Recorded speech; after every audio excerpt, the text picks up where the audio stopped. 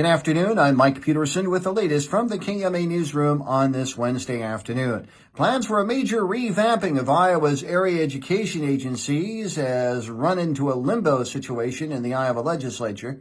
Last month, the Iowa House approved its version of the bill directing all state and federal funding for special education services to school districts rather than the individual AAs. However, the money could only be spent on special ed services from local AAs. Speaking on KMA's Morning Line program this morning, State Representative Tom Moore says the House version differs from Governor Kim Reynolds' proposal, which removed current requirements for school districts to allocate their special education dollars to their regional AAs. A Senate version of the bill was expected to be voted on yesterday, but Moore says that has stalled out on the Senate side. You can hear the full interview with Tom Moore with the web story at KMAland.com as well as on our Morning Line page. Red Oak officials are planning for a slight decrease in the city's property tax rate for the upcoming fiscal year.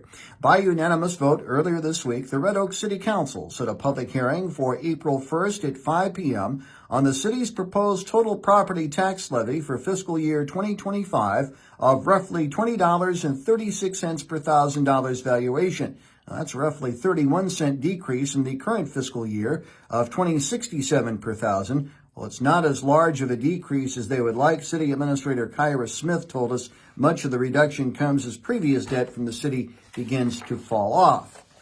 Well, support is growing on Capitol Hill for legislation that would place new restrictions on a drug called xylazine. U.S. Senator Chuck Grassley, along with Senator Catherine Cortez Masto, a Democrat from Nevada, introduced the Combating Illicit Xylazine Act in March of last year, with committee hearings held earlier this year. Often referred to as the zombie drug, xylazine is typically used by veterinarians and farmers as a tranquilizer for large animals. However, speaking on his weekly public affairs program, Grassley says there has been a growing concern over the drug's use in fentanyl, thus tying it to the opioid crisis.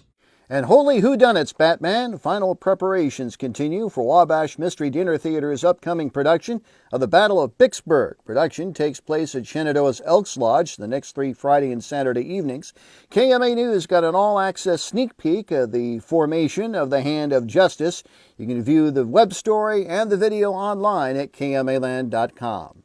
KMA on-track weather. Mostly cloudy today, highs in the low 60s, southeast winds at 10 to 15. Mostly cloudy tonight, lows in the lower 40s. Rain likely on Thursday, mainly afternoon. Precip chances 60%, highs in the upper 50s. More news at 5:05 and 6:05 this evening and online at KMAland.com. Have yourself a good rest of your Wednesday. Mike Peterson, so long, my friend.